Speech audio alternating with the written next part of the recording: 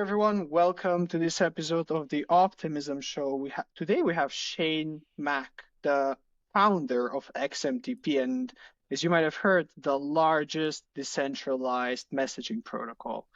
Welcome, Shane. Hey, Kris, it's great to be here. Thanks for having me. It's an absolute pleasure having you here today. And I know, actually, you have some amazing and exciting things that you're working on XMTP recently. So, would love to hear from your side before we get into the actual details and breaking down some things that you're working on. Like, what are you most excited to be working on in XMTP right now and the most recent developments in general? Yeah, it's a great question. To start, XMTP is an open and secure messaging network. And I think one of the most exciting things we're working on right now, we just got our testnet launched. And so now we have nodes running around the world. And it feels like people are starting to realize why a decentralized and secure messaging network is needed in the world when we see centralization starting to break down. And so all of a sudden, when an app gets banned in Iran, or Discord gets banned in Turkey, or the UK changes the laws around privacy to our iMessage, we're starting to see these little signs all over the world where the ability to protect our privacy and be able to ensure that we can have private communication with anyone in the world and not be at the the decision of any country, any company, or any founder changing the rules on how they feel about encryption and privacy. It's starting to be clear why decentralization matters and why encryption is not enough for this next phase of privacy and security and the internet. And really why decentralization and the ability to know that there are nodes and servers basically running around the world, and there's no country where more than, say, 50% of the servers run.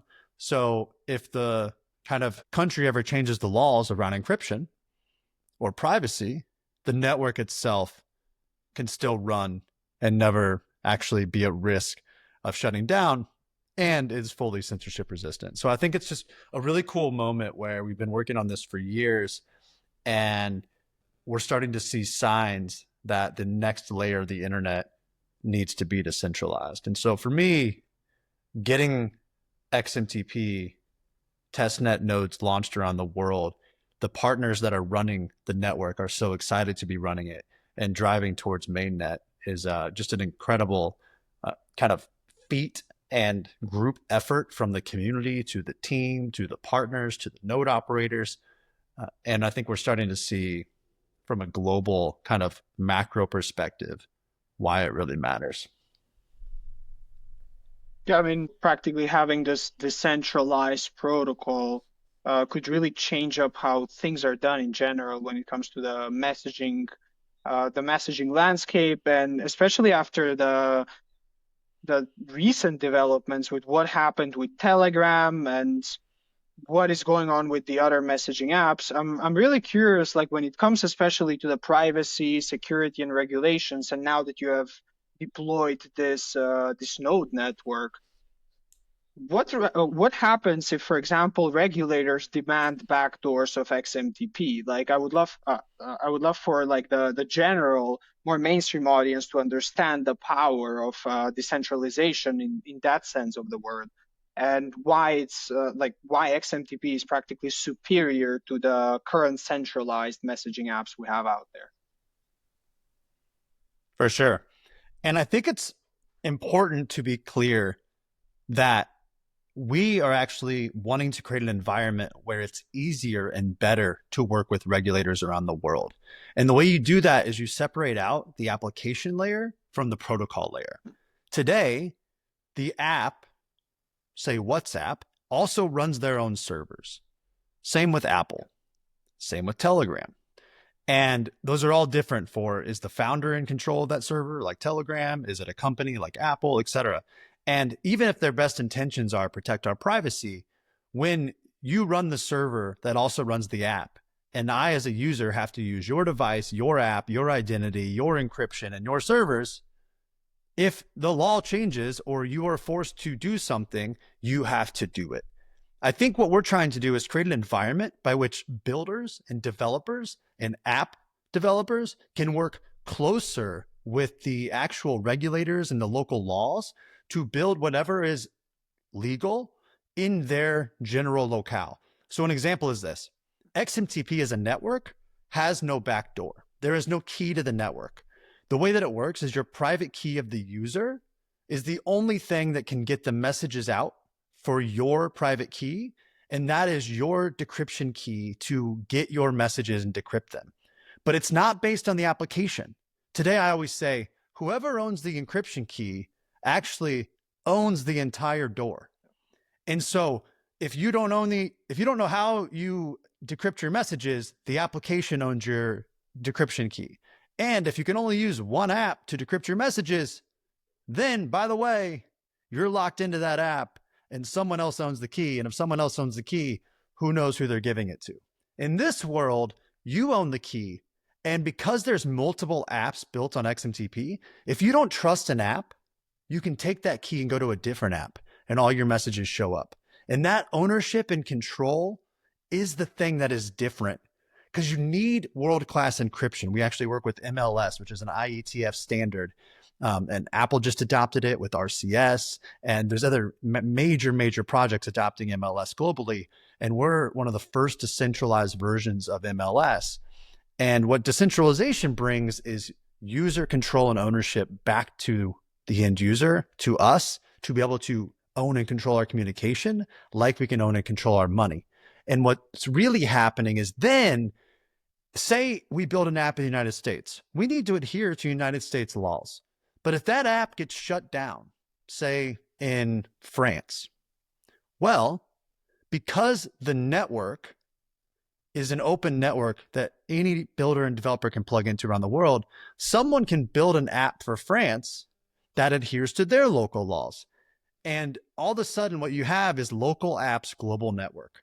And so the ability for builders and developers to build applications all over the world and still be connected at a global network with best in class privacy and security and encryption on the XMTP network, but the ability for the app developers and builders to work closer with regulators, follow the laws better. And if they get shut down in France for whatever reason, another developer can pop up, work closer with them, and actually plug back into the XMTP network. And because I own my decryption key, I can just go to that new application and all my messages show up. Today, if you're in WhatsApp and WhatsApp gets shut down, you can't go to iMessage or Telegram or Signal and have any messages pop up. That's the problem. And so I think you have to separate out the app layer from the protocol layer. The protocol itself, I don't have a key. There's no backdoor to the whole thing. So there's just technically no way in. The only thing it does is takes a user's decryption key to get your messages out of the network. And that's the only thing that the network's doing as a global transport layer. And then the application layer, you need to adhere to your local laws. You need to adhere to the regulations of where you're building. And I think it's going to allow for this huge boom of application developers to be able to plug into a global network and all work together in a seamless way where the users also have control.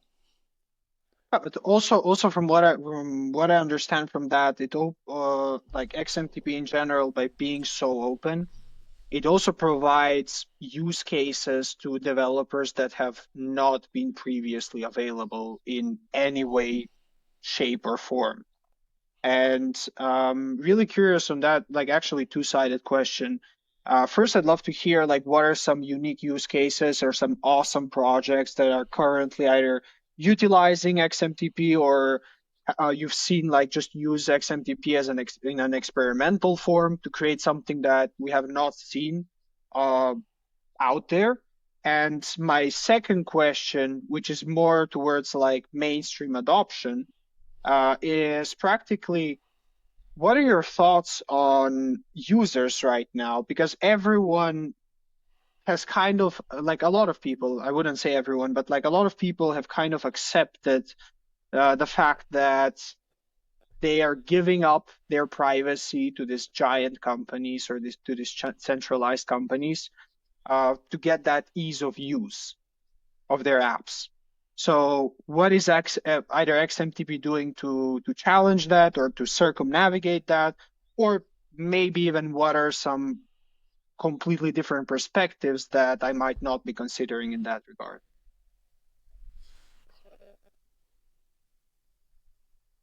There's a few questions there. So the first one around messaging on XMTP being more open for builders. I think this is one of the most important things that is completely different. Messaging has been closed for the last 15 years. As a builder and developer, I can't go build on top of iMessage. I can't go build on top of WhatsApp. Group messaging are little group economies. I always say XMTP is a messaging economy, not just a messaging network. And that actually is the biggest opportunity for builders everywhere in the world because messaging has been closed by these big companies. It's never been opened up. It's killed all innovation, and builders haven't been able to do anything on top of the single most used use case in the world, in the whole world. iMessage, WhatsApp, all these messaging apps are where we all spend our days all the time. And those groups and those conversations are gold. There are so many use cases that I would love to plug an agent into. Now with the AI boom, how can I plug an agent into a group conversation? How can I have a group of 10 friends actually having fun? So, I bet I'd win tonight in a pickleball match. Kris versus Shane, $10. Everyone in the group can then just vote on the thing. It resolves at the end, and everyone has a fun little prediction market that's a friendly wager. We should be able to do that. I watch people play DraftKings here in the United States, and one person sending Venmo requests, they're group chatting on iMessage, then they're coming back to the DraftKings app, and then he's trying to ask people for money, and he's doing a parlay, and one person's the person that made the account on. That can all come into just a conversation with friends, and you're bringing together secure group messaging with secure global money.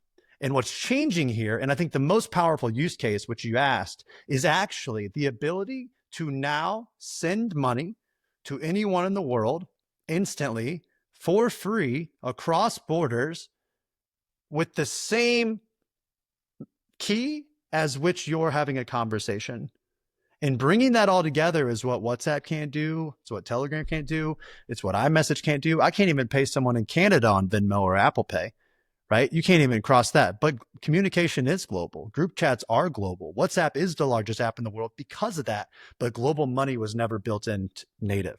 Now we have a global native financial rail on top of global secure messaging in the same app and same protocol now, which is XMTP. And I think that for developers and builders to have an open platform to go build agents for money, for games, for sports, for anything. Hell, an HOA. I watch these people manage, they have 10 homes on a block and they're all in a group chat. They're trying to have a shared treasury. They're trying to pay each other or trying to keep track of. There's so many use cases now that groups are open. And the thing is, you can't be shut off. This week, 3 developers sent me screenshots of their Telegram account getting frozen because they're kind of competing with Telegram's business model. You're just building on top of quicksand. So WhatsApp's not open. iMessage isn't open. Telegram acts like they're open, but it's controlled by one single founder who can just cut you off and freeze your account. So we need a new foundation for builders and developers to be able to combine global secure messaging with global money into what I think is the largest messaging economy. And every single group chat is like a micro economy. And that ability to now have that surface area to build is the largest, I think, builder and developer surface area in this next wave. And it also aligns perfectly to the agent and AI boom happening, because now you have what everyone uses every day, messaging, with a new technology, AI, that also can access our money and allow us to do things we could never do before. It's not even about crypto. It's just about making amazing applications. And do they make my life better? And Um, are they easy to use with all the superpowers that come with it? And we're literally right on the cusp of a complete change here, because I have apps on my phone right now. The new Coinbase app I'm using, we're building an app called Convos, which is like a decentralized signal. And what we did it with XMTP is it's passkey at the core now. And what this allows is you actually get the most privacy and security and a better UX that's ease of use. And so I'm logging into an app, creating an account, and all I do is Face ID, passkey. I have an app that literally has signal level security, but it's not tied to my phone number, a username, a single global identifier. I don't have to log in with the two-factor auth of the phone number that can also be exploited. And all these messaging apps are built on the phone number is the login, which is really a global identifier. And I think, to create something that is simpler, better, and more secure is now here. And so from a ease of use and a consumer application and moving into the next era here, I think we are here. I have them on my phone, and it's time to build because there's a whole new foundation that no one has to learn anything about what, owning your own identity means, what a passkey means, what a private key means, what a public key, none of that shit. Just nothing. It feels exactly like the old internet, except it comes with the ownership and the powers of the new internet. And that's what we needed to do. It took us a long time to get here. I'll say longer than I thought it would, but we're here. It is better, and it is happening.